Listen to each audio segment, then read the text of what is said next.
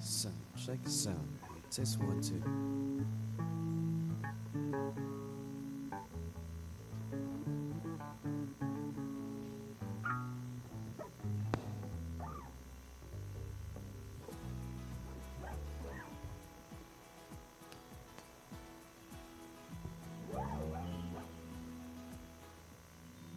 Check, check. Tayo po ay tumayo at manalangin po sa Panginoon. Hallelujah, Father God. Lord, we thank you so much, Father God. Ining oras na ito, Father God, na kami po, Father God, ay nandito upang, Father God, nga magpuri at magsamba sa iyo, Panginoon. Salamat, Panginoon, na ikaw, Panginoon, ang aming pinupuri at sinasamba sa oras na ito, Panginoon. Panginoon, buksan mo ang aming puso at isipan na kami, Panginoon, na maging sintro po ang aming isipan at puso, Panginoon, na ikaw po, Panginoon, ang siyang gabay sa aming buhay, Panginoon. Salamat, Panginoon, sa kalakasan na binigay mo sa amin, na kami po, Panginoon, ay nandito. Salamat, Panginoon, na patuloy ka magabay sa amin, Panginoon. We invite your Holy Spirit, Father God, na mag-guide sa amin at mag-minister po sa amin, Panginoon. Salamat, Panginoon, sa mga biyaya na binigay mo sa amin, Panginoon. Hallelujah. Salamat, Lord, na bless mo, Father God, ang bawat isa, labi na, Father God, sa lahat na tumayo dito sa harapan, Panginoon. Release your anointing, Lord God.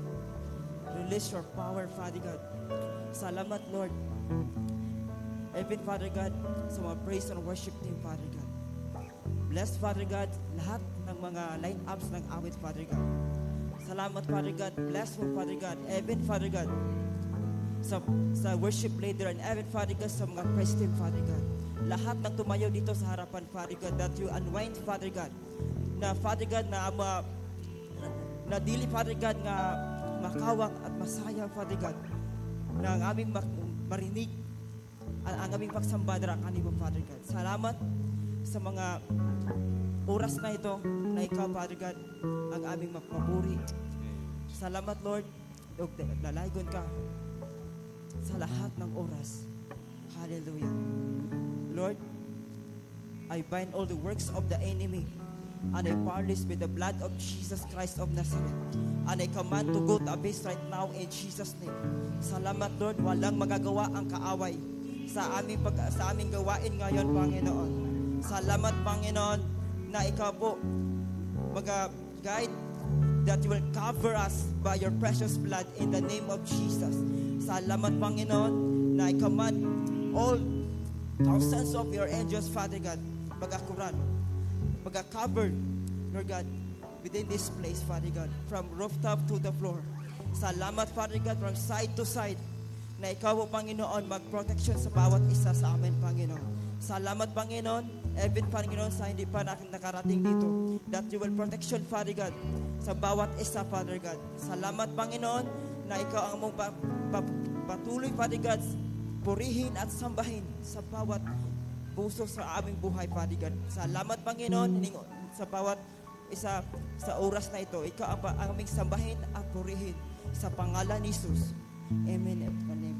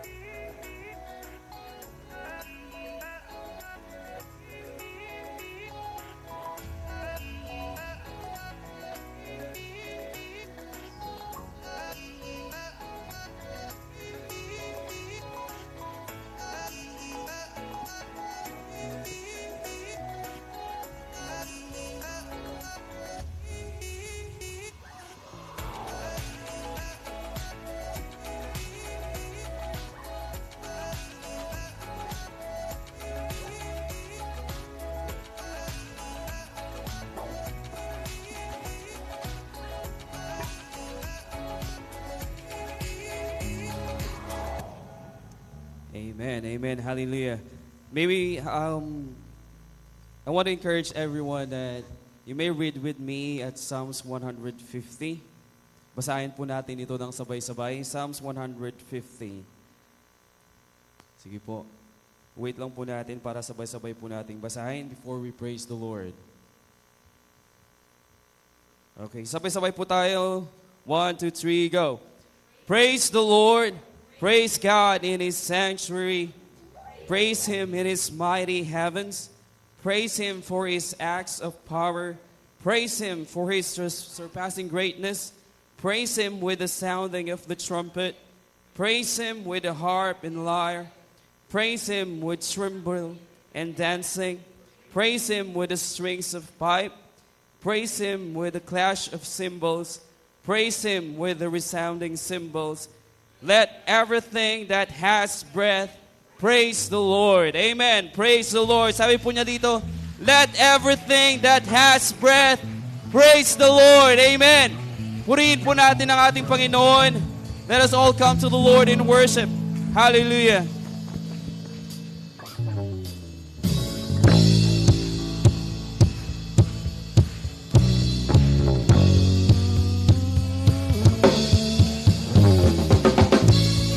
Hallelujah.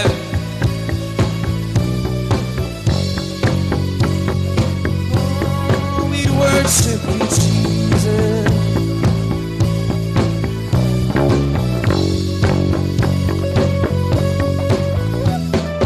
Come, let us worship our King. And come, let us bow at His feet. He has done great things. Amen. And see what a Savior has done. And see how His love overcomes. He has done great things. He has done great things. Oh, hero of heaven, you conquered the grave. You free every captive and break every chain. Oh God, you have done great things. We dance in your freedom, awaken alive. Oh Jesus, our Savior, your name lifted high. Oh God, you have done great things. Amen. Oh, you've done great things. You've been faithful for every song. You'll be faithful forevermore. You have done great things. And I know you will do it again. For your promise is yes and amen. You will do great things. Amen. God, you do great things. Amen. Oh, hero of heaven, you conquered the grave. You free every captive and break every chain. Oh God, you have done great things. We dance in your freedom, awaken alive. Oh Jesus, our Savior, your name lifted high. Oh God, you have done great things. Oh hero of heaven, you conquered the grave. You free every captive and break every chain. Oh God, you have done great things. We dance in your freedom, awaken alive. Oh Jesus, our Savior, your name lifted high. Oh God, you have done great things.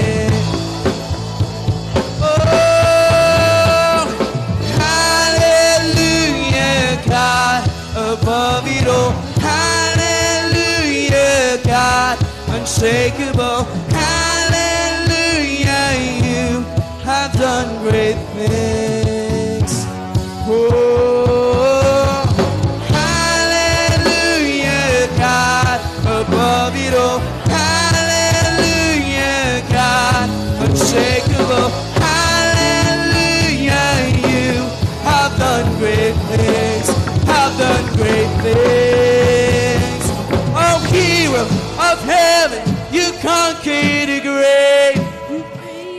on, church, let's sing all together. break every chain. Oh God, you have the great things.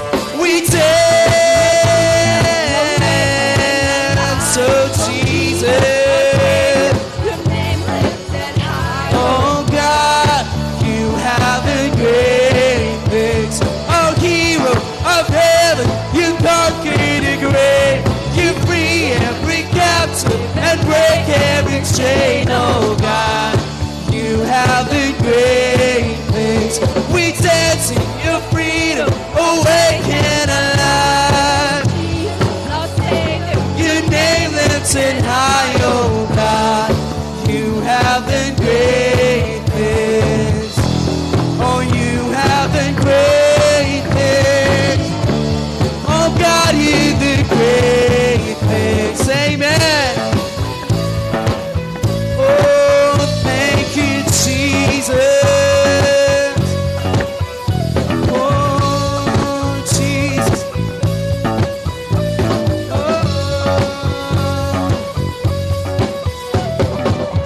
Amen. Hallelujah. Let us continue to worship the Lord. Amen.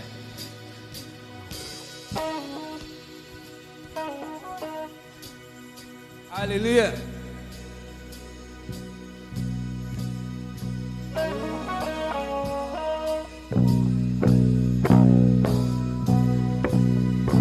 Hallelujah.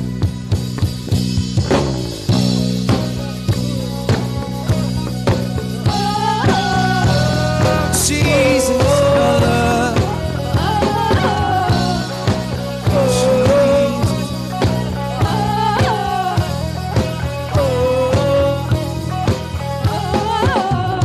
There was between us.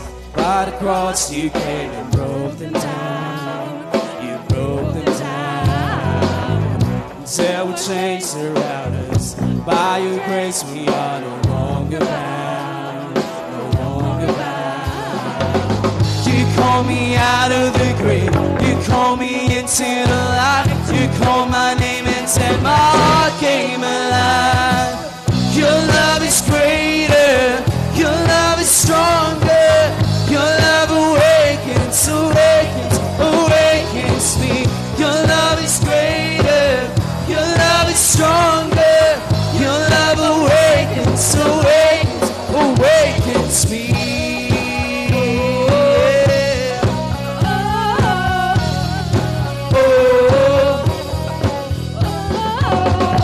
Feel the darkness shaking.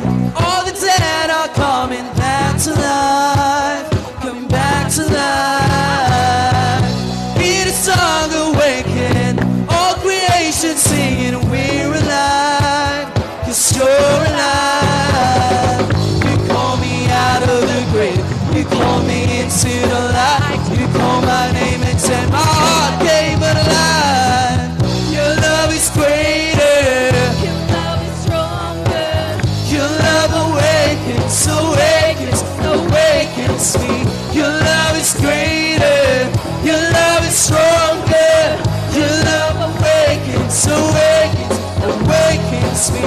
Your love is greater. Your love is stronger. Your love awakens, awakens, awakens me. Your love is greater. Love is stronger. Your love awakens, awakens, awakens me. And what the love we found that can hold us down. We shout it out, we will not show it out. What the love we found. It can hold us down. We shout it out, we will not show it out. What a love we found. It can hold us down. We shout it out, we will not show it out. Your love is greater. Come on, sing, church. Love is stronger. Let's all sing together. Awakens, Awake. awakens me. Your love is greater. Your love is stronger. Your love awakens, awakens, Awakens me. Your love is greater. love is stronger. Your love awakens, awakens, awakens me. Your love is greater. Your love is stronger. Your love awakens, awakens, awakens me.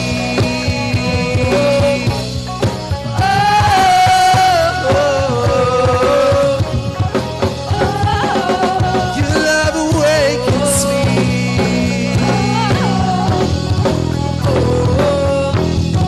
Awakens me. Amen, amen, hallelujah. Thank you so much for your love, for your faithfulness, Panginoon, sa aming buhay. Hallelujah. Let us all continue to worship His name. Father, we thank you for all the great things that you've done in our lives.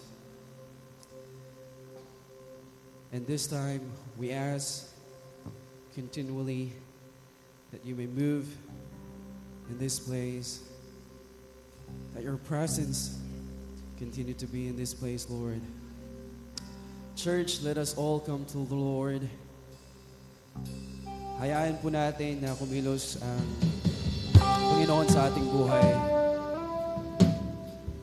Sa umagang ito, Lord Jesus. Hallelujah.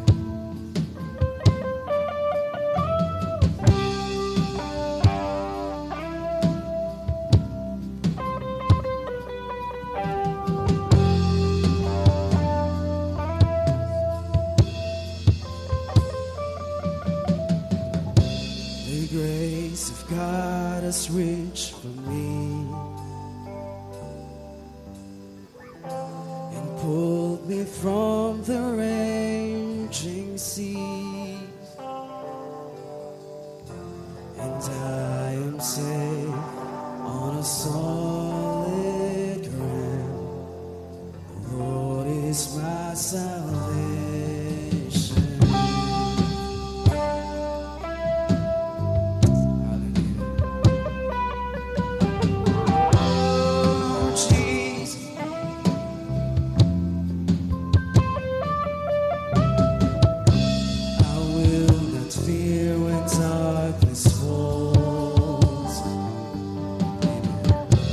Strength will help us kill these wolves.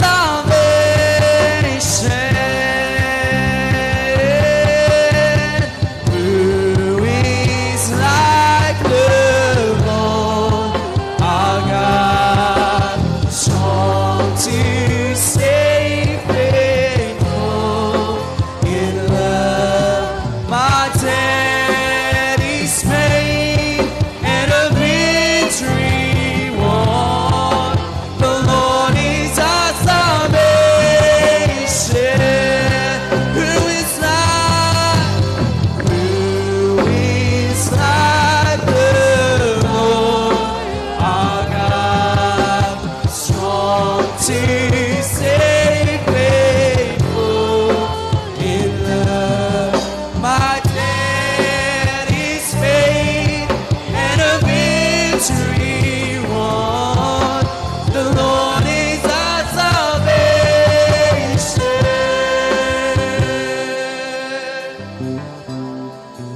Oh, Jesus.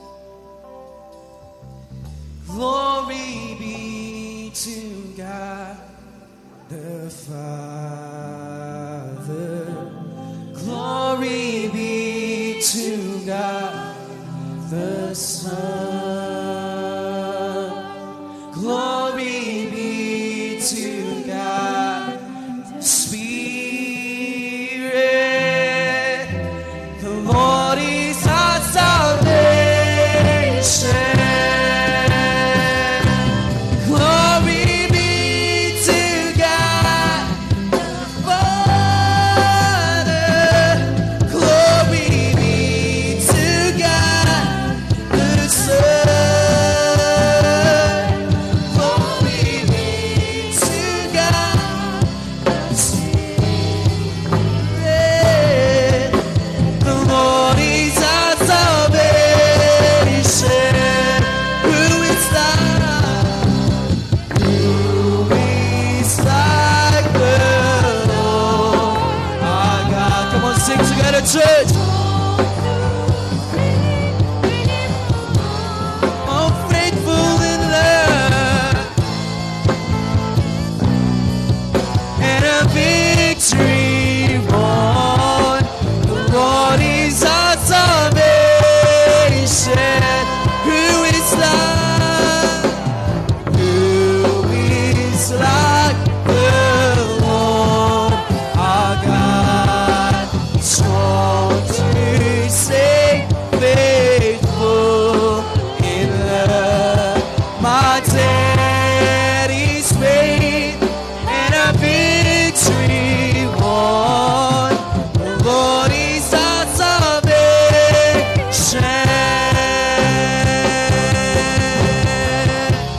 Then sings my soul,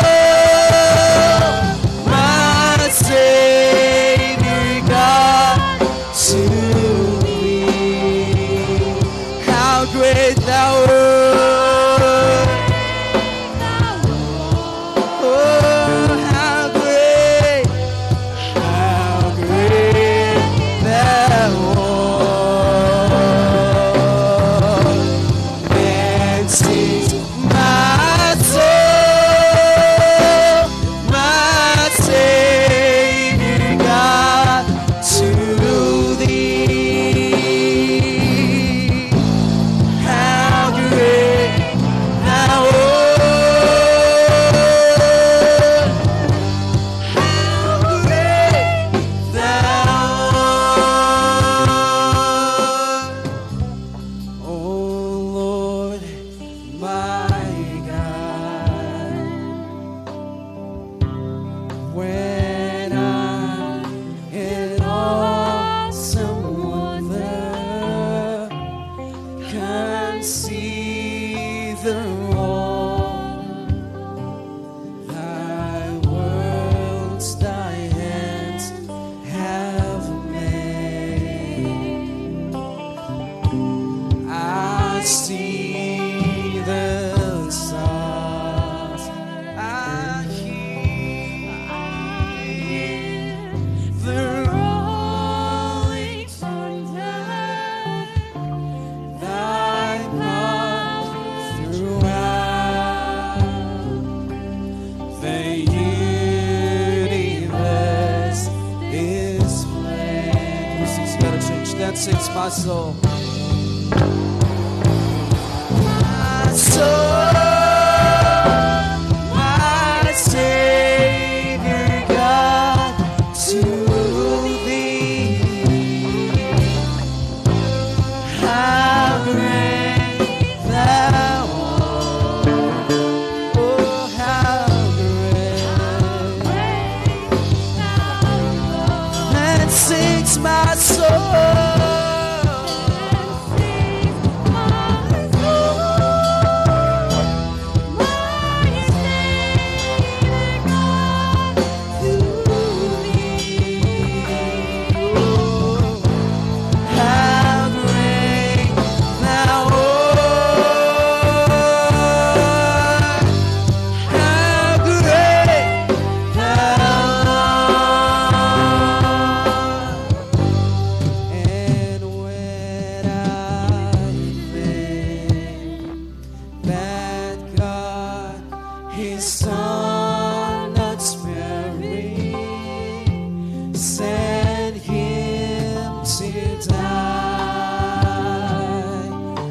my scars can take it in. Then on that cross, my burden gladly bearing, He bled and died to take away my sin. Amen. And sings my soul,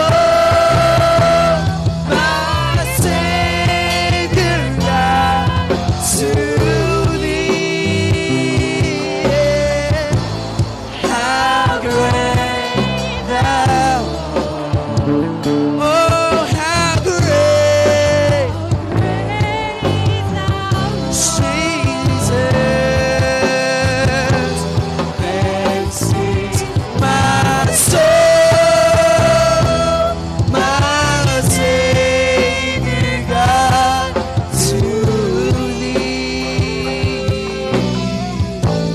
How great Thou art! How great Thou art! When Christ shall come, when shout of acclamation, and take me home, what joy shall fill my heart? Then I shall bow in humble adoration and proclaim, my God, how great Thou art. Oh Lord, then sings my soul,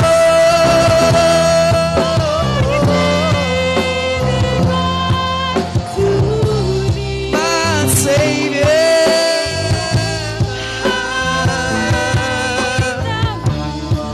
Oh, how great Thou art. Then sings my soul, my Savior God, to Thee. Jesus, Thou art. How great Thou art. Once again, church, that sings my soul,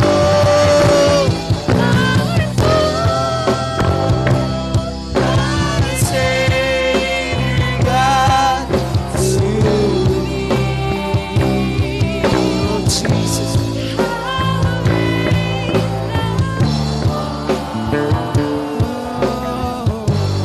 How great Thou art. Come on, let us hear the church singing this chorus. Come on, raise your voice to God. Hallelujah. How great Thou art. How great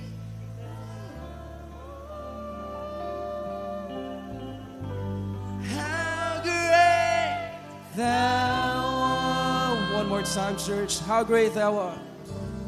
Then sings my soul, my Savior God, to Thee. How great Thou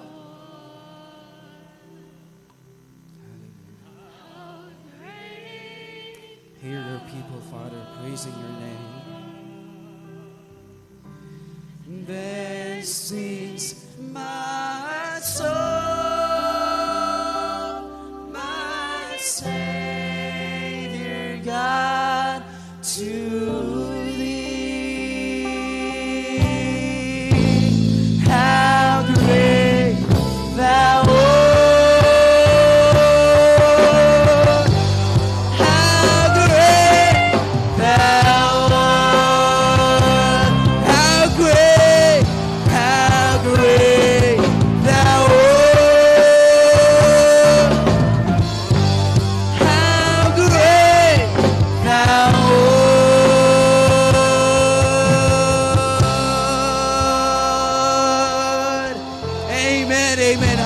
Palakpakan po natin ang ating Panginoong Diyos. Hallelujah, we praise you, Father. And to you all alone the glory, honor, and praise, Father. In Jesus' name we pray. Amen and amen. Hallelujah.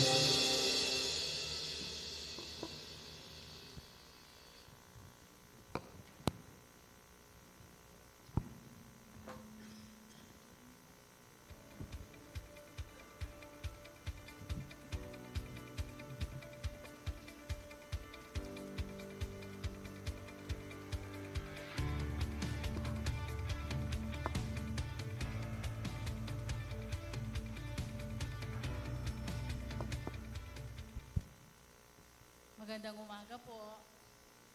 Na-bless po ba tayo? Napakasarap po ang magpuri sa Panginoon. Kanina po, ang ganda po ng talakayan ng lesson po namin sa Sunday School. Tunay nga pong napakatalino ng Panginoon. Ang bahagi po ng ating katawan, alam niya na kung paano niya dinesign.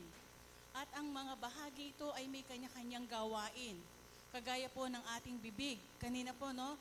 Minsan, hindi natin nalalaman, lalo na tayong mga Kristiyano, napakahalaga po na ang lumalabas sa ating mga bibig, ito po ba ay nakakatulong? Ito po ba ay nakakatulong sa bawat isa sa atin o nakakatisod? Sometimes hindi natin alam kung anong ibig sabihin ng persecutions. Akala natin na pe-persecute tayo. Hindi natin alam na tayo yung sa loob ng church, Kristiyano ka. Pagdating sa labas, nagtataka yung ibang tao, Kristiyano ba to? Kapag ka po yun ay tinanong, maganda po ba o hindi? Ano pong ibig sabihin pagka, Kristiyano ba to? O yung, Kristiyano to. Alin po ang mahalagang pakinggan doon? Ang una o pangalawa? Ibig pong sabihin sa pangalawa, mayroon silang nakikita na kakaiba na yung po yung sinasabing, we walk by words. Yung pong mga salita na nababasa natin, kaya sabi ko nga, yung Bible, tayo po ay mga Bible. Binabasa po nila tayo. So marami pong mga pagpapala na ibinigay ang Panginoon sa atin. Hindi lamang po ang financial. Akala natin pera lang ang blessing. Tanungin po natin ang ating mga sarili. Kung walang blessing, kung hindi tayo nagising, paano? So, ang buhay po natin ito ay pagpapala. Sa Book of Deuteronomy po, pakibukas po, chapter 28. Sa Deuteronomy po, halos po ay pagpapala. Po, sa 28, chapter 28. Kunin lang po natin yung sa verse 2 ng 28. Mapapasa sa inyo ang lahat ng mga pagpapalang ito kung susundin ninyo ang Diyos ninyong si Yahweh. Sabi nga po, obedience is better than sacrifice. Di po ba? Ito po ba ay nararanasan natin kapag tayo ay sumusunod? Sabi din po sa book of Matthew, sabi niya, if you abide in me and my words abide in you, whatever you ask, it shall be done unto you. So sumunod lamang po tayo sa Kanya. Bilang Kristiyano, unang-una po dito yung laging tinuturo sa atin ang pagkilala sa ating Panginoon. Paano po natin lalo pang makikilala ang ating Panginoon? Sa paanong paraan po? Sa pamamagitan po ng pagbabasa ng Kanyang salita, makikilala po natin kung sino ang ating Diyos na nagbibigay ng pagpapala at bakit nauhudlot ang mga pagpapala. Kilalanin po natin sa pamamagitan po ng pagbabasa. Marami pong paraan ngayon. No? Sabi ko nga po, maraming paraan, hindi na natin magiging excuse sa, ay, wala akong panahon. Mayroon po tayong YouTube na pwede natin gamitin. Kahit po ano ang ginagawa natin, pwede tayong makinig ng salita ng Panginoon. Marami pong pagpapala at be ready po tayo. Be ready po tayo sa araw-araw. Minsan, hindi natin alam kung anong mangyayari sa atin. Ang tanong po, sumunod po ba tayo sa Panginoon? Alam po ba natin na wala namang pong excuse, di po ba? Sa kamatayan. So, be ready po tayo. Ang kinin po natin ng pagpapala kung tayo ay sumusunod sa Panginoon. So, sa araw pong ito, tayo po ay ilalaan po natin ang para sa Panginoon. Ano po yon? Ito po sa mga Kristiyano, ito po ang pinakamasarap na bahagi, ang pagbibigay. Noon hindi natin gusto yan, pero ngayon gusto po natin magbigay sa gawain ng Panginoon. Sige po, tayo po ay tumayo para ipanalangin ang ating mga ikapu at love offering. Ama naming Diyos na makapangyarihan sa lahat, kami po ay tuloy-tuloy na nagpupuri at nagpapasalamat sa inyo sa napakagandang araw na ibinigay ninyo sa amin. Sa oras pong ito, sa bahaging pong ito, kami po ay magbibigay sa inyo, Panginoon, na may kasiyahan, kagalakan sa aming mga puso na aming ibibigay ang offering at saka po ang ikapu, Panginoon. Lord, basbasan mo ang bawat kamay na magbibigay at dalangin po namin, O Diyos, na ito ay magagamit sa iyong gawain. Marami pa pong kaluluwa ang aming mailalapit sa inyo, Panginoon. Maraming salamat, Panginoon. Ito po ang aming panalangin sa pangalan ni Jesus. Amen.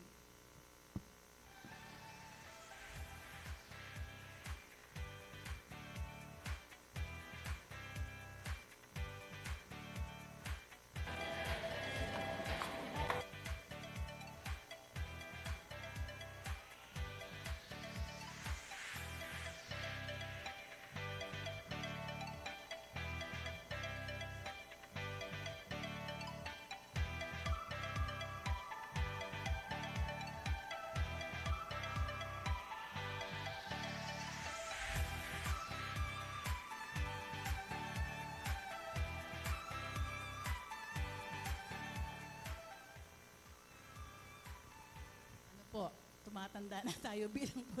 Mayroon pong announcement. Pagkatapos po nito, mayroon po tayong BG. Ako, wag po natin kalimutan. Sorry po, hindi ko po nabanggit kanina.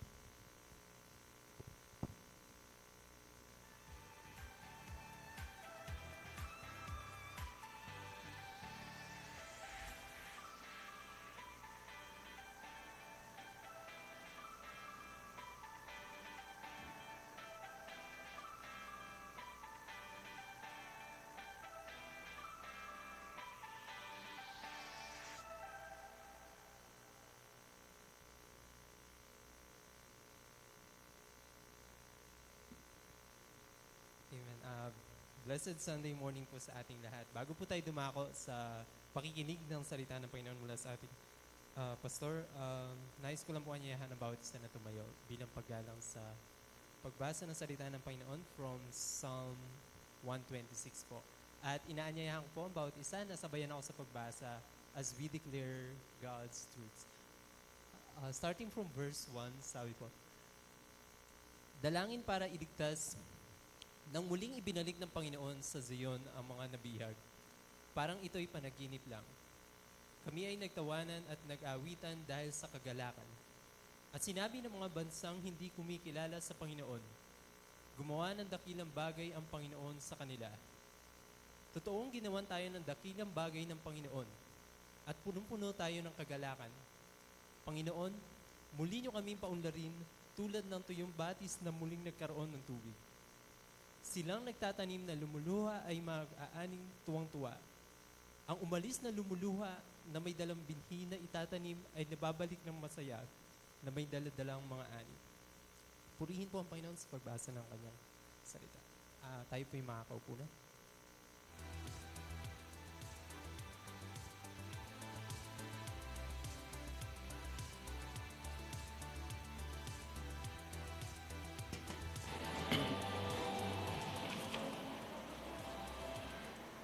Magandang umaga po sa bawat isa. Kung napansin niyo po, wala po akong dalang iPad. Nasira po kasi, nadaganan ko. Nasandalan ko. But anyway, although mas madali po kasing gumawa ng sermon din dahil pwede ko pong buksan yung dalawang app, yung Bible tsaka yung Notepad. Yung dala ko pong Bible ngayon, ito yung favorite Bible ko ever since I became a Christian at pinaleather ko siya. Hindi ko po ina-advertise. Pinaleather ko siya kasi gusto ko hanggang sa pagtanda ko, ito pa rin yung gamit ko. Sa devotion po kasi ito yung ginagamit ko, but when I preach, I use the iPad para kita po lahat doon. Kaya may isang papel na lang po ako dito. So, this morning, we would be continuing on chapter 7 of... Patapos na po tayo, sana po, alam pa rin po natin. Song of Solomon. Song of Solomon. So, chapter 7, there are only 8 chapters at meron na lang po natitirang after this. At gaya po na nasabi ko last time, I ended chapter 6 on verse 12. Bagamat meron siyang verse 13, sapagkat in the English Bible, ang chapter 6 ay hanggang verse 13. But the Hebrew Bible, yung verse 13 ng chapter 6 ay nasa chapter 7. Yun ang verse 1 ng chapter 7. Tinuli ko po siya, sinunod ko siya sa Hebrew chapter, sapagkat kung mababasa po natin mamaya, mas connected yung verse 13 ng chapter 6 sa chapter 7. At kung hinanap ko rin po ang reason bakit magkaiba yung verse na yon, nasa chapter 6 sa English, nasa chapter 7 sa Hebrew, hindi ko po nakita yung reason. Sa original po kasi, ang scripture, wala pong numbers yan. Walang chapters, walang verses. Ang mga tao po yung naglagay nito para mas madali siyang mabasa, mas madaling makita. Kaya kung maalala po ninyo sa New Testament, ang Panginoong Hesus, whenever He cites the Old Testament, wala po siyang sinabi na, have you not read in chapter 6 verse ganito? Wala po, kasi scroll yon tapos tuloy-tuloy po. And even the paragraphs, wala pong hati, tuloy-tuloy yung pagkakasulat. But there's benefit in adding verses so that pag may nagbabasa po and may nagre-refer, madali siyang makita at matagpuan. So let's start, of course, this morning, this word with a prayer to ask God for wisdom. Father in heaven, we continually praise you this morning and we glorify you. Kami, Panginoon, ay nagkatipon-tipon sa nag-iisang layunin na ang iyong ngalan ay maitaas, Panginoon. Lord, we thank you for the past week that you have guided and provided and blessed us, Panginoon, hanggang sa araw na ito. Kami rin ay nagpapasalamat sa kalayaan na meron kami upang mapurihan ka sa bansang ito. Kami ay may kalayaan na maibalik at maipakita ang aming pananampalataya at pagpupuri sa inyo in the public and without worrying about any consequences, O Lord. Father, we pray for this morning that you bless us, that you give us wisdom coming from your Holy Spirit, that we may understand your word. May we not lean on our own understanding, but trust you with all our hearts. All this we pray in the name of your Son, Jesus Christ. Amen. Ang chapter 7 po is like when I was preparing for this chapter, parang chapter 4. Sapagkat sa chapter 4 po, nandoon yung kanyang, the bride and the groom, no? So the groom, yung lalaki, was describing the beauty of his bride. In chapter 7, it's almost the same. Binanggit niya. But makikita natin dito yung progression ng kanyang pag-describe sa kanyang asawa or sa kanyang bride. Chapter 6, verse 13. Come back, O Shulamite. Come back that we may gaze at you. Why should you gaze at the Shulamite as at the dance of the two companies? Tinatawag yung Shulamite. Ang Shulamite po is, actually may ibang tawag dito, princess, may iba naman, beautiful one, perfect one, but the literal translation is Shulamite. May iba pong kasing pwedeng maging interpretation ito. Shulamite may be a woman coming from, or a woman from Jerusalem. Salem, Shulam. No? At doon di po makukuha yung salitang Salem, which means peace. Kung familiar po kayo sa bed, sa kama, na may brand na Salem. No? Kasi ang gustong ipakita nung kamang yon, ng produktong yon is when you rest in their product, you would have peace. No? You would rest in peace, but temporarily. Kaya may brand na Salem or Salem. That's also what it means, perhaps, pag sinabing, O Shulamite, no, from the town of Jerusalem. Come back, come back. In other English translations, return or turn around. No, bumalik ka. Bakit? Bakit siya pinapabalik? Or sinasabi niya, huwag kang aalis. You just stay. Why? Come back that we may gaze at you. Ang nagsasalita po dito, sabi, when I research, kasi sabi nila, we may gaze at you. So para may mga grupo ng mga taong gustong makakita doon sa Shulamite. But this one pertains to the groom. come back, that I may gaze at you. Why should I gaze to the Shulamite? Bakit niya gustong makita? Because from verses 1 to 5, the groom or the husband is delighting in the beauty of his bride, of his woman, of his wife. Verse 1, no? Dito po, from verses 1 to 5, makikita natin ang description ulit ng husband. At iisa-isahin niya from toe to head. Mula paa hanggang ulo, verses 1 to 5, makikita natin yon. Sa panahon natin ngayon, pag may titignan tayong isang taong parang hindi mo gusto, di ba? Titignan mo siya mula paa hanggang ulo. O kaya ulo hanggang paa, na para bang mababa ang tingin mo sa kanya. There are some studies na sinasabi ang unang tinitingnan daw ng isang tao when you first encounter that person, una mo raw tinitingnan yung paa. I'm not sure with everyone, no? Pero may ganong study na una daw, pag may una ka nakitang tao, first time mo siya makita, una mo raw, ang natural na tingin mo ay sa paa, tapos pataas. And so, the groom, the husband, kaya sabi niya in verse 1, how beautiful are your feet in sandals, O princess daughter. And then, the same verse, the curves of your hips, no, from the feet to the hips, are like jewels, the work of the hands of an artist. Yung thighs, yung hips, are like the works of an artist. Parang hinubog. So, verse 2, your navel, no, yung pusod, is like a round goblet, which never lacks mixed wine. Your belly, ang iyong tiyan, ang iyong tummy, no, ang iyong abs, is like a heap of wheat, fenced about with lilies.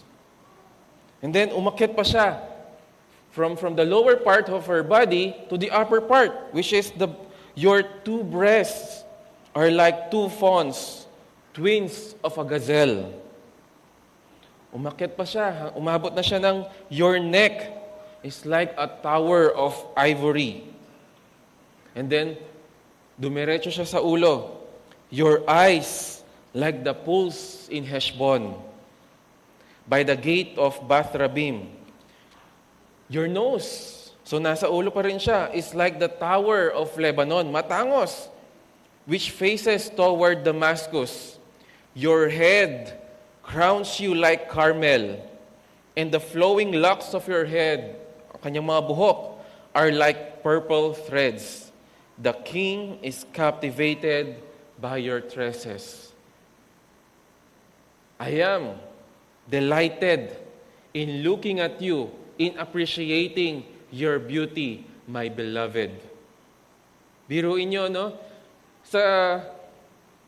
Nung mga 2 decades ago siguro, no? 1 to 2 decades ago, when you want to appreciate a woman's body, sasabihin mo lang sa kanya ay, para kang Coke. Diba? Yung katawan mo ay hugis Coke. Hindi yung Coke and can. Coke sakto. Ganun pa rin yung Coke sakto eh. Di ba? Ano ba yung vital statistics na ideal? 30-30-30? Di ba? May hugis. Yun kasi yung isa sa mga nagdadala ng ganda ng isang babae, ng katawan ng babae, yung kanyang curves. No? May iba tinatago yung paa. Kasi yung isa ay sumakabilang buhay, yung daliri, yung kuko. Dito, sabi niya, sa panahon po nila, hindi mo pwedeng itago. Kasi sandals ang gamit nila, wala silang closed shoes. Kitang-kita mo ang kanyang mga daliri. And the husband was appreciating, no? From feet, from toe to head.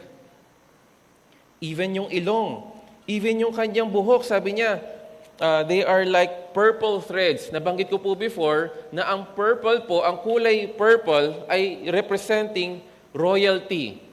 Sapagkat napakahirap kunin nung purple color. Kaya po sa mga flag sa mga iba't ibang bansa, pansinin po ninyo, walang color purple. Usual yan, black, red, blue, yellow. Ito yung mga dye na madaling makuha. Kaya yung mga flags noon, syempre, lalo na mga hindi pa mayamang bansa, kung ano yung common na kulay, yung pinipili nila para sa kanilang watawat. But when you get purple, that's an expensive color noon. Hindi katulad ngayon, madali na lang kahit anong kulay ang gusto mo. Pwede mong i-print, pwede mong hanapin yung tela. But in the old times, purple represents royalty. And sabi niya, your hair, your locks ang tawag doon sa hair, are like purple thread. Hindi niya sinasabing kulay purple. No? Pwede nating sabihin kay Ninang Cynthia, your locks are like purple. No, hindi literal na purple. But he's saying, para kang isang dugong bughaw, anak ng hari, anak ng royalty. And then, may isang verse, di ba? He described yung kanyang breast. It is interesting to note na hindi niya ginamit chest. Hindi niya ginamit body. He used the word breast. Ang iyong dibdib. The breast of a woman. Nung napakinggan po natin, tunog manyak po ba yun ang sasalita? Nung napakinggan po ba natin from verses 1 to 5? No. Walang halong mali siya. He was appreciating the woman of his life, his wife. Walang lust. No, it is pure appreciation of a perfect beauty. And so we would see here that the husband really has his delight towards his wife. Now, when we say delight, ito yung mga, ang nagagamit usually dito yung sense natin is the eyes. When we see, we delight, no? We appreciate. But from verses 6 to 10, there is now a desire. Now, I appreciate, I delight in your beauty, but I desire your body.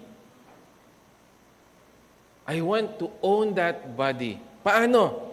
How beautiful and how delightful you are, my love, with all your charms. Your stature, ang iyong tindig, is like a palm tree. Ang palm tree po noon, no, hindi katulad ngayon kung saan-saan na lang natin pwedeng makita yan. But in the old times, in the Mediterranean, in the Midwest, sa Israel, the palm trees are beautiful trees. No, mataas, matayog, matindig. And he was describing the body of his wife like palm trees. And your breasts, second time niya ulit yung ginamit yung word, your breasts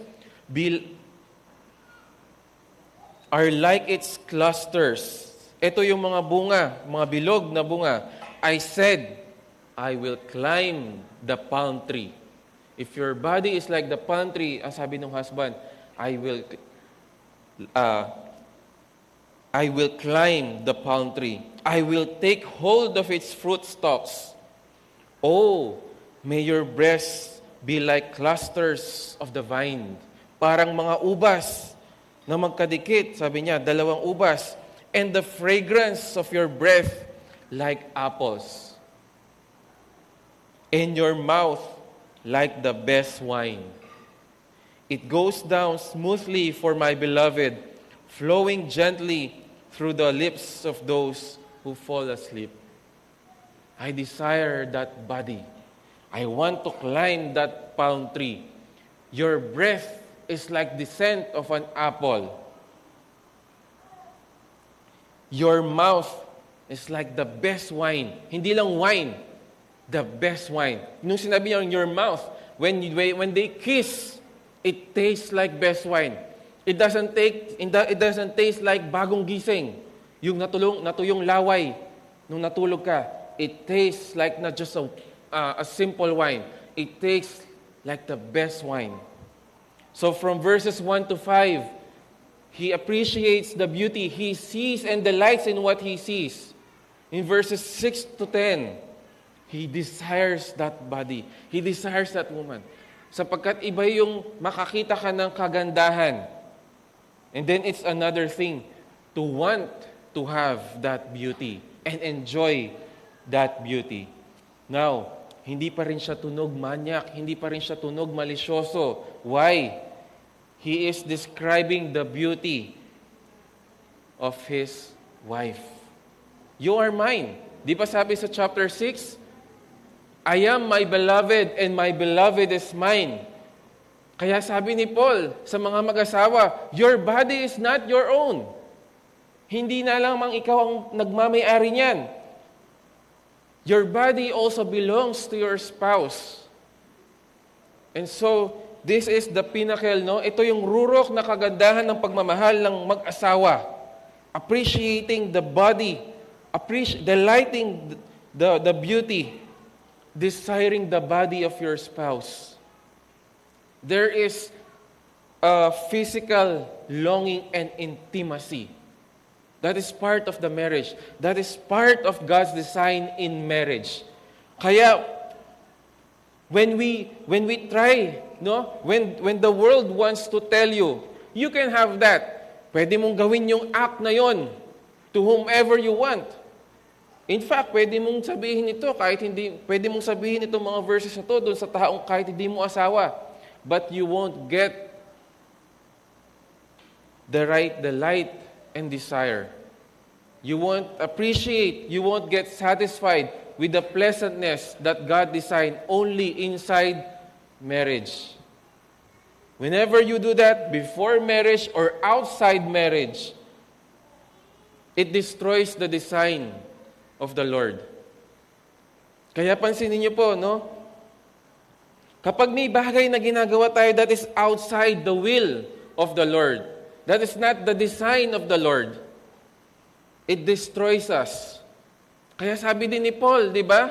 When you commit, when you have physical intimacy with someone else, you are prostituting your body. You are doing a greater sin with your body because you become one. Magiging isa kayo when you are married. And that's how sacred that physical intimacy God gifted for the husband and wife. That's why when you do that inside marriage, it is full of pleasure without guilt. When you have that desire towards your spouse, walang masama, walang guilt, and there is no abuse in that. At napakagandang pakinggan ng mga salitang ito sapagkat ito ang disenyo ng Panginoon. Hindi tayo nagbabasa ng ordinaryong love poem. We are not listening to a love song. We are hearing God's word, no? Articulately, maayos, pinaghimay-himay ang bawat salita at pinagsama-sama na tinahi at makikita mo yung ganda ng disenyo ng Panginoon towards His gift to the husband and wife. Now, ang response ng babae is to give her love. So yung lalaki from verses 1 to 9, nagsasalita siya. Verses 1 to 9, na-appreciate niya ang kanyang asawa. Now, sumagot ang babae. At ang sabi niya, I am my beloved's, and his desire is for me. In chapter 6, nagsalita rin, di ba? I am my beloved, and my beloved is mine. Ako ay sa kanya, at siya ay akin. Now, in chapter 7, ako ay sa kanya at ang kanyang desire ay para patungo sa akin. Ako ay pagmamay-ari niya. Ako ang asawa niya at wala siyang ibang ninanais kundi ako lamang. His desire is for me. That's why she invited the husband. Sabi niya in verse 11, Come, my beloved, let us go out. into the country. Let us spend the night in the villages. Let us rise early and go to the vineyards.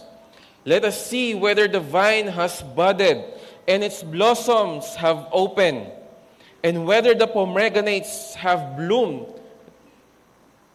There I will give you my love. Nung sinabi niyang, there I will give you my love, she doesn't just say, I will give you my affections. The bride, the wife is telling her husband, I will give you my body. You appreciate, no? You delight in my beauty. You desire my body. I am yours. And your desire is for me. And this is my promise. In that place, I will give you my love. Bakit kaya niya sinabing, before siya nagsabi na, I will give you my love, nagsabi muna siya, pumunta muna tayo sa lugar na yon. The bride wants to enjoy their love, their intimacy in a place that no one else can see them. In a place that there is, may mga supplements for them to enjoy that intimacy. Verse 13, the mandrakes have given forth fragrance, and over our doors are all choice fruits, both new and old, which I have saved up for you, my beloved. Verse 13, the mandrakes have given forth fragrance.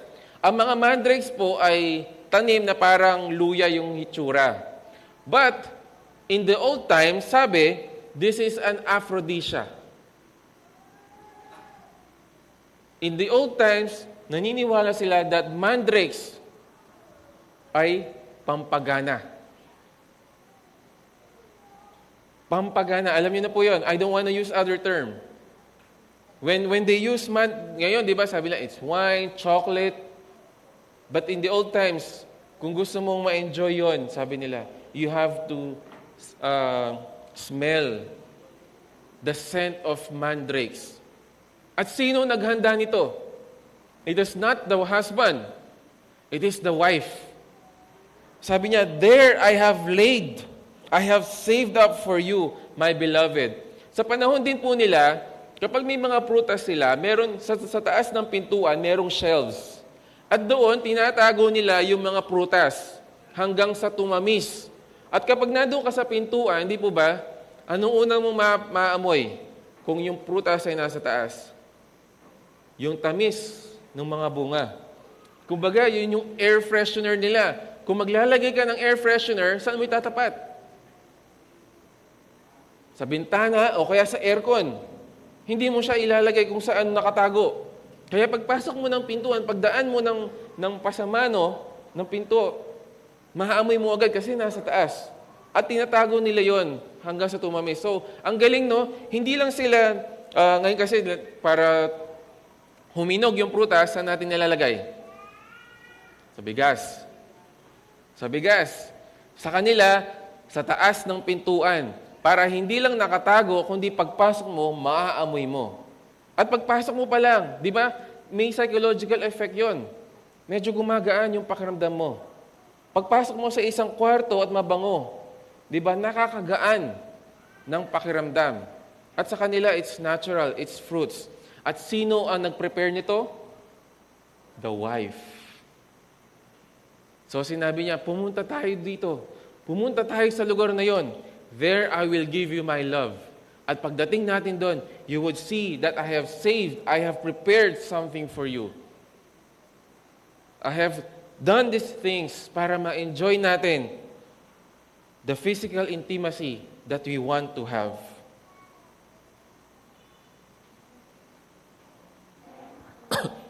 Chapter 7 reflects chapter 4 in that it describes the beauty of the bride, the desire of the husband, the delight in their beauty. Walang rated PG sa napakinggan po natin. Tama po ba?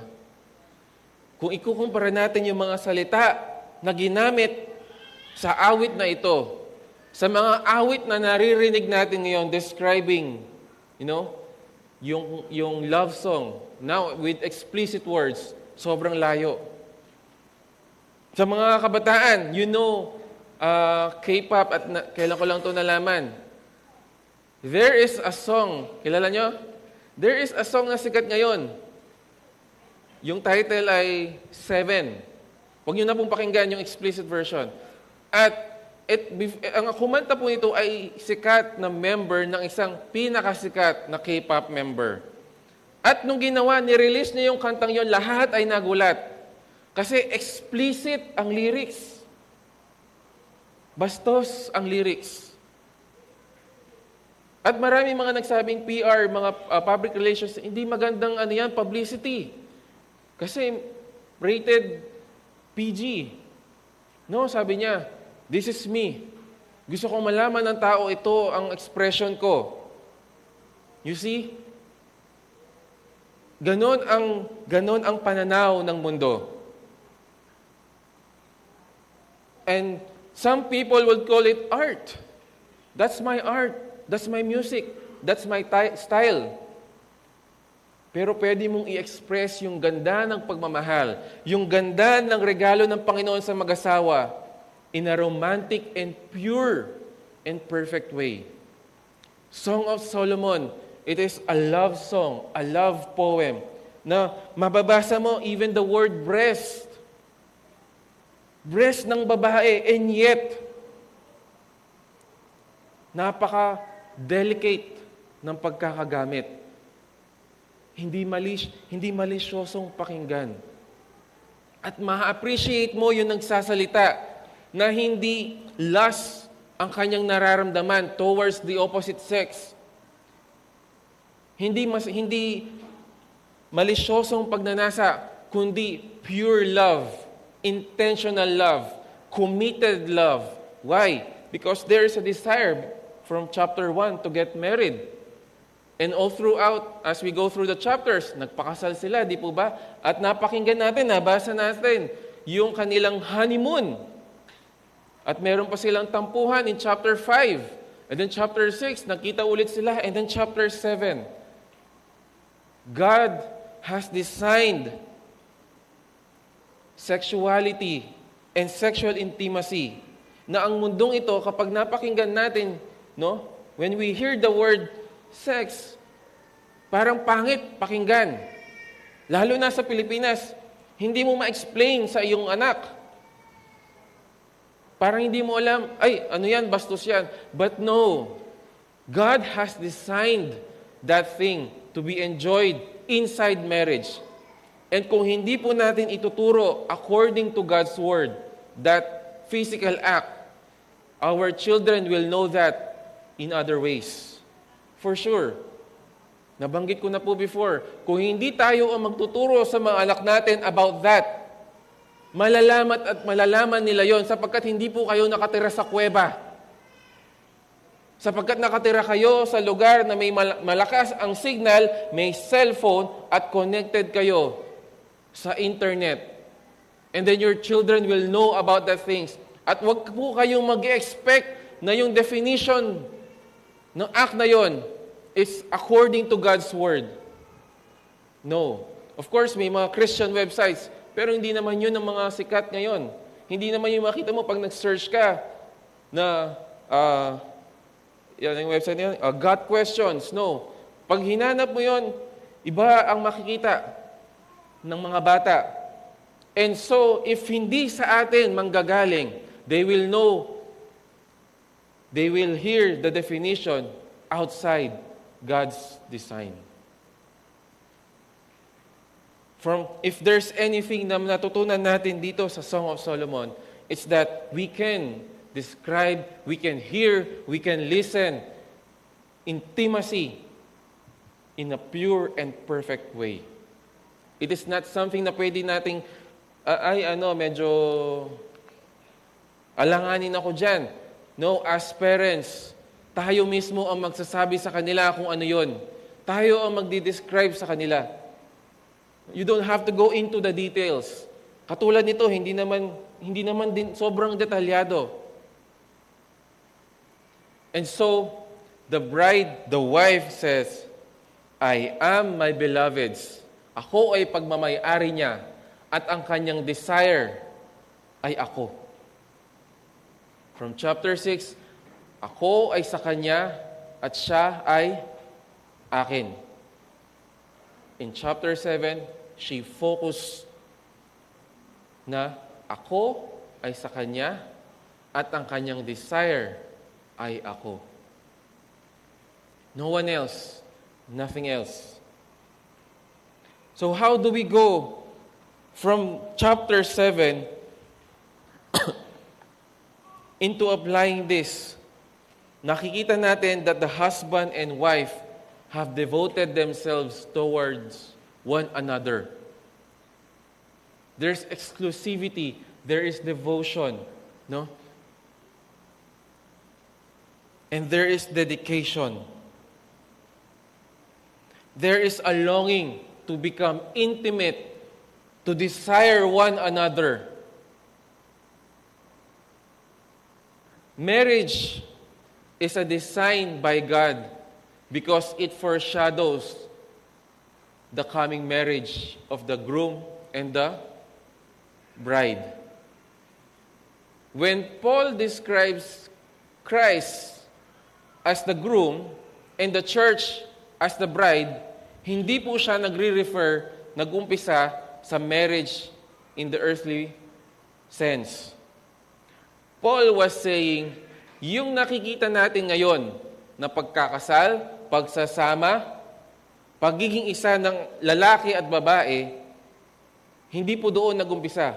It started from the very beginning na dinisenyo ng Panginoon that marriage intentionally, originally, was between Christ and the church. Hindi po si Kristo ang gumaya. Ay, pwedeng, hindi naisip ni Pablo, ay, oo nga, no, si Kristo parang siya yung groom and then yung church parang bride. No, kaya sabi ni Pablo, this is a mystery. It is a foreshadowing. Hindi na-imbento ng Panginoon ang marriage from Adam and Eve. God has foreseen from the very beginning until the end that the ultimate marriage He was preparing was not between Adam and Eve. The ultimate marriage God prepared was between Christ and the church. Kaya lahat ng mga nasasaksihan natin na wedding, they are foreshadowing. They are the shadow of the divine marriage that will happen in the last time. That would be the last marriage that will happen. Kapag tayo ay nagsama na sa Panginoon, wala na pang ibang ikakasal. Kaya sabi ng Panginoong Hesus, pagdating sa langit, wala nang asa-asawa. Di ba? Tinitrick siya ng mga bashers niya noon. Paano pag marami na pangasawa tong babaeng ito? Pagdating niya ng langit, sinong asawa niya? Ang sabi ng Panginoong Hesus, mali kayo ng intindi. Pagdating sa kalangitan, wala na asa-asawa. Because we are now all married to Jesus Himself. The bride in chapter 7 called the husband, her husband, pumunta tayo doon, and there I will give you my love. Christ has prepared a place to give His love for us.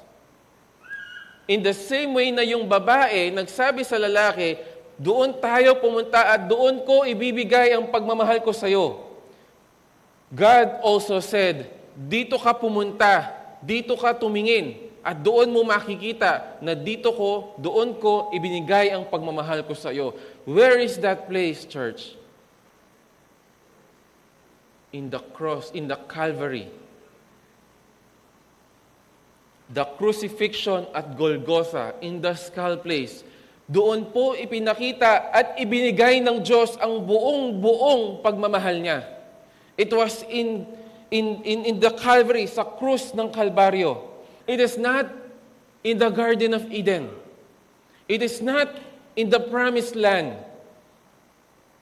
It is not in Jerusalem. It is not during the times of King David. God gave His perfect love at the cross. How? When the bride in chapter 7 sa Song of Solomon, there I will give you my love, I will give you my body. God also said in the cross of Calvary, there I will give you the body of my son. That is the love I will give you. Ibibigay ko ang katawan ng aking anak, bugtong na anak. Hindi lamang para ipakita ang pagmamahal ko sa iyo, kundi para matanggap mo ang pagmamahal ko sa iyo. There will be teachings that you would hear from other religions that would say, no, kung tatanungin mo sila, bakit kaya napako sa krus ng Kalbaryo ang Panginoon? To demonstrate His love? No. It is not to demonstrate and describe His love. It is to give His love. Hindi pagpapakitang pagmamahal lamang ang ginawa ng Panginoong Hesus. Ang kanyang sakripisyo ay pagbibigay ng kanyang pagmamahal. Pagbibigay ng kanyang katawan. Para kanino? Para sa kanyang iglesia. Para sa kanyang mga anak. At para saan yon? The same way that the bride in chapter 7, there I will give you my love so that we can be one. We can enjoy one another. Colossians 1:22. Pwede po ba nating basahin sa Tagalog?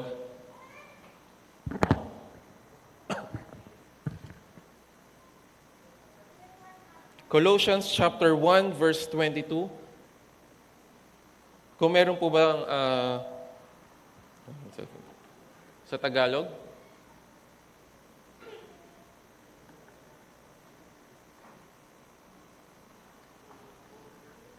Sa ASND?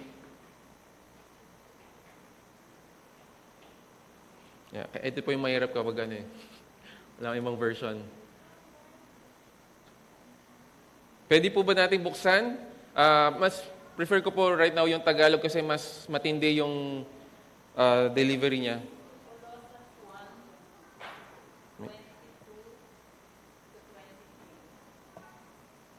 Ngunit dahil sa kamatayan ni Kristo, ginawa na kayong mga kaibigan upang makaharap sa Kanya ng walang kapintasan, banal at walang kahit. Verse 23. Okay na po. So, salamat po. Basahin ko po ulit Colossians 1:22. Pero ngayon, si Pablo po nagsasalita dito. Pero ngayon, ibinalik na niya kayo sa kanyang sarili. Sa pamamagitan ng kamatayan ng katawang tao ni Kristo. Kaya maihaharap na kayo sa Kanya na banal, malinis at walang kapintasan. When Christ died, He did not demonstrate His love. He gave His love. Why? So that we can have communion with God. We can be united with God. Wala pong interes ang Panginoon sa kasalanan. Hindi po kayang tanggapin ng Panginoon ang kasalanan. Hindi niya po pwedeng takpan ang kanyang mga mata at sabihin, mahal kita. Kahit gaano karumi, pwede kitang tanggapin. Hindi po pwede gawin ng Panginoong yon. Ang Diyos natin ay banal. Ang Diyos natin ay hindi bias. Ang Diyos natin ay hindi magko-compromise in terms of His holiness.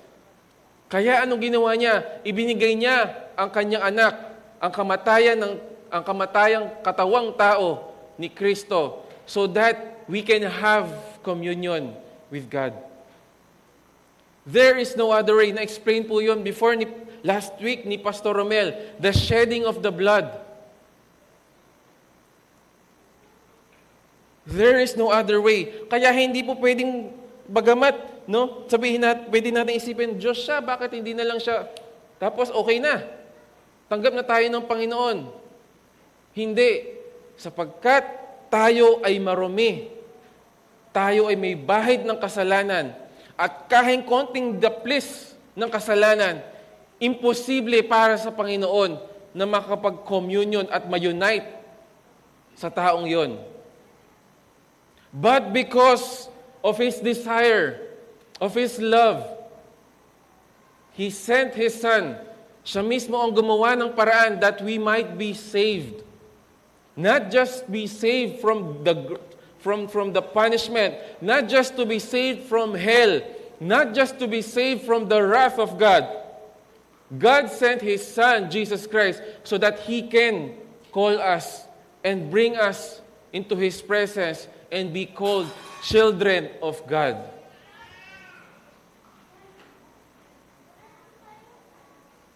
Hindi simpleng bagay ang ginawa ng Panginoong Hesus. If we would come to know the place where God said, "There I will give you my love." By giving the body of my Son, my begotten Son. Hindi simpleng umakyat ang Panginoon and then saying He sacrificed Himself. God said, "There I will give you my love and I have prepared that place." Hindi po nagkataon yung mga pangyayari sa buhay ng ating Panginoong Hesus when He was here on earth. God planned that, prepared that from the very beginning. At kung saan sinabi niya kay Eva, pinangako niya, your seed will defeat the serpent. He will bite your heels, but he will crush on your head. From the book of Genesis, inihanda na ng Panginoon ang lugar kung saan ibibigay niya ang kanyang pagmamahal. From the book of Genesis. And it was fulfilled in the Gospels, in the times of Jesus Christ, at the cross of Calvary, at the place of the skull, at Golgotha.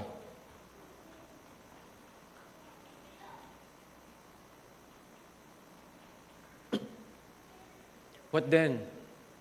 How should we respond? Ano ang gagawin natin now that we hear about this? Pakinggan po natin muli si Pablo. Basahin muli natin ang kanyang sinabi. Let's continue in verse 23. Pero, kailangan ninyong manatiling tapat at sa pananampalataya. Ulitin ko po. At tayo po ang kausap dito ni Pablo, hindi lamang ang mga taga-Kolosa. Pero, kailangan nating manatiling tapat at matatag saan? At huwag hayaang mawala ang pag-asang dulot ng na narinig ninyo natin. Ito ang sinasabi ni Pablo. This is what God has done for us. He gave His love. He gave His Son. Now, anong tugon natin dito? Huwag tayo. Kailangan nating manatiling tapat at matatag sa pananampalataya. Church, that is what we are called to do while we are still alive. At ano yung dahilan na hindi tayo pwedeng mawala ng pag-asa? Ano ang dulot? Sino nagdulot ng pag-asang yon? Ano ang nagdulot ng pag-asang yon? It is the gospel, ang magandang balita. Kung nagsasawa na tayong makakarinig sa magandang balita, madali po tayong mapanghina. Pwede kang magbasa ng Psalm, pwede kang magbasa ng Proverbs kapag nalulungkot ka. But the true and the core hope that we have can be found in the message of the gospel. Sapagkat doon po natin nakita ang buong-buo at perpektong pagmamahal ng Panginoon. Kung ikaw ay nahihirapan sa buhay ngayon, and then you would realize, you would be reminded again of the message of the gospel, ang magandang balita, that Christ died for me. All other problems, hindi mawawala. But they are nothing compared to the good news.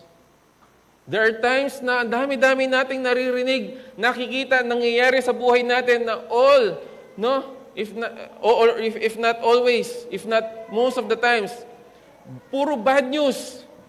Hindi lang sa balita, kundi sa buhay natin. Puro bad news, puro bad news. And then we would say, and then we would pray, Lord, I want to hear a good news. Then church, the good news has always been said and will always be said. The good news that you need to hear, that we all need to hear every now and then, is the message of the gospel.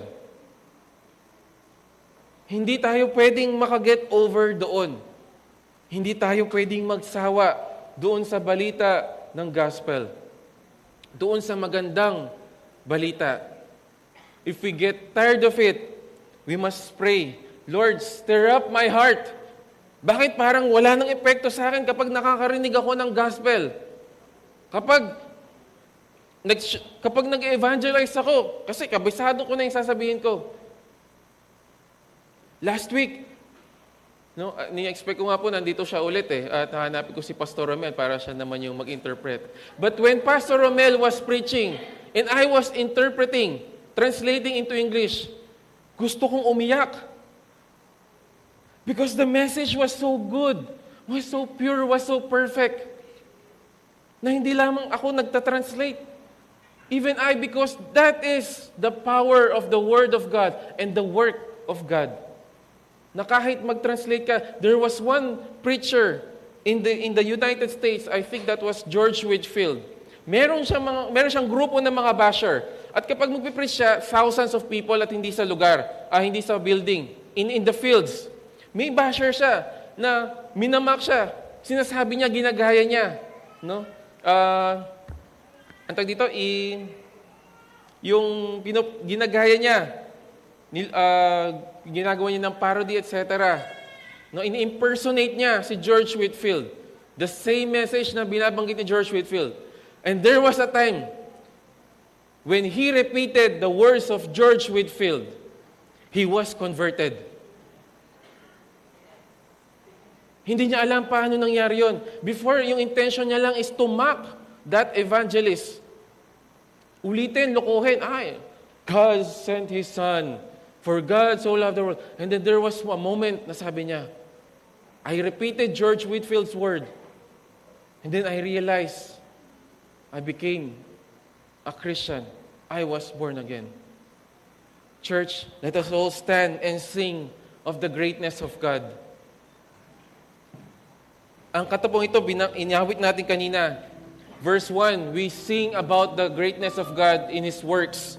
Verse 2, about His works of salvation towards us. And then verse 3, His work to return and redeem us, bring us into His place.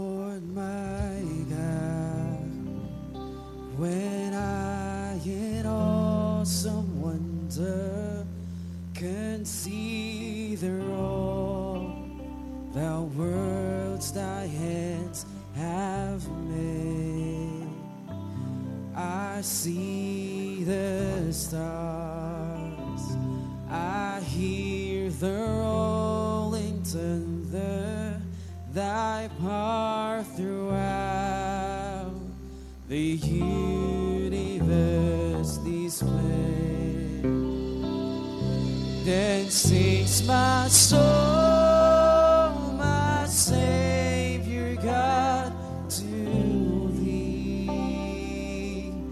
How great Thou art! How great Thou art! Then sings my soul, my Savior God, to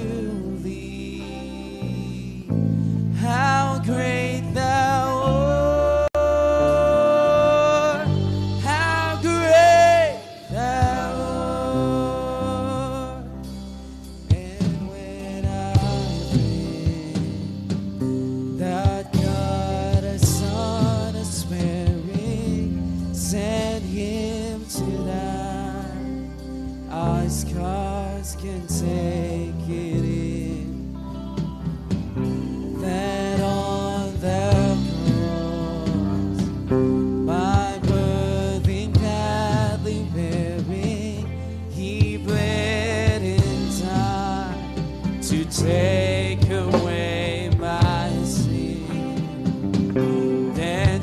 sinks my soul, my Savior God, to thee. How great thou art, how great thou art. Then sings my soul, my Savior God, to thee.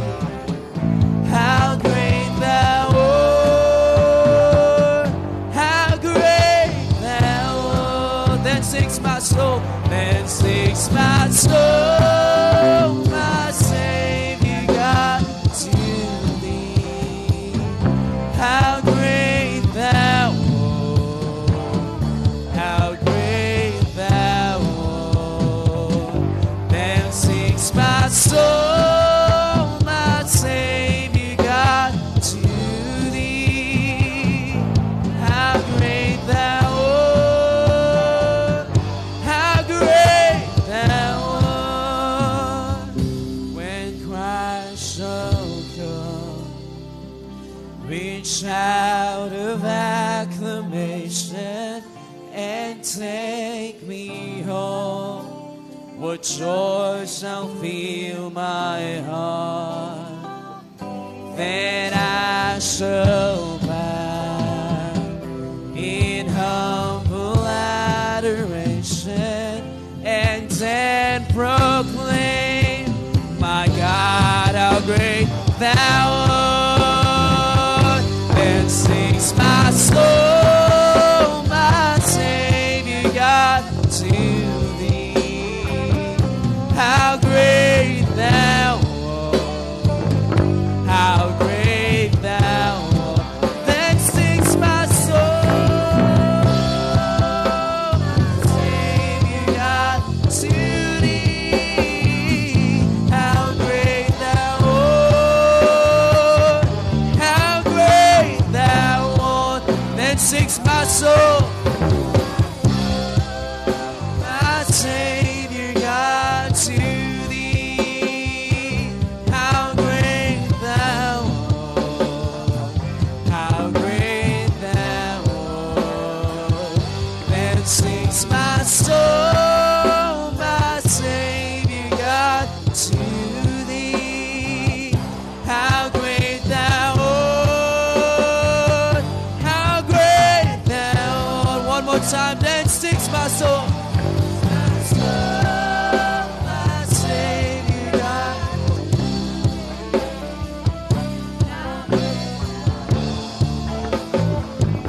How great thou art. Then sings my soul, my Savior God, to thee.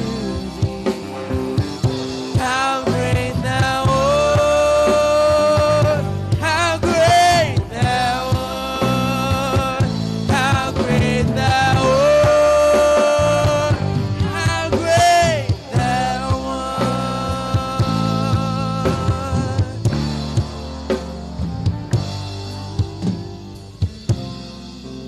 Amen, Jesus. Manatili po tayong nakatayo at let's pray. Ama naming Diyos na mapagmahal, kayo ay amin at kami ay sa iyo, Panginoon. And your desire is for us. In the same way, our desire is for you, O God.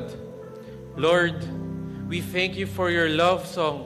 We thank you for this love poetry that you reminded us of the perfect and pure love that you have given us at the cross of Calvary. May you stir our hearts, Panginoon. Paginitin mo po ang aming puso whenever we hear about the good news. Every time we hear about it, O God, may we be motivated and empowered and encouraged to express our love for you. Panginoon, kami po ay nagpapasalamat sapagkat ang lahat ng mga bagay na iyon ay ikaw ang naghanda. Ikaw, Panginoon, ang nakaisip at nagplano. At ikaw ang magtatapos ng planong iyon, Panginoon, hanggang sa dalhin mo kami sa iyong mga braso, sa iyong presensya. Heavenly Father, may our lives' expression be always be how great you are. from your creation, from the works of your hands. How great you are, O God. And in saving us, bringing us, calling us children, how great you are. And in the last time, O Lord, when you return, when Christ returns, after you would say, well done and my good and faithful servant, our reply would be, how great you are, O Lord. We pray, O Lord, that this coming days, as we separate temporarily, kayo, Panginoon, ang iyong pagmamahal, ang magandang balita, ang siyang magbigay ng kalakasan sa amin, ng katatagan, Panginoon, sa aming kaharapin. Hindi man mababawasan, hindi man mawawala ang mga suliranin, Panginoon. Huwag lang ikaw ang mawala, Panginoon. Sapagkat alam namin kapag kasama ka namin, anumang pagsubok, basta't ikaw ay nasa tabi namin, Panginoon, kami ay nasa inyong presensya, kaya namin kaharapin ito. Panginoon Diyos, pinupuri ka namin, hindi lamang sa araw na ito. We desire that our lives would be lived praising you, worshiping you. And now, may the love of the Father, the grace of the Son, and the fellowship of the Holy Spirit be upon us until His return. At ang lahat ng anak ng Diyos na mananatiling tapat at matatag, bitbit ang pag-asang dulot ng magandang balita, ay magsabi ng Amen.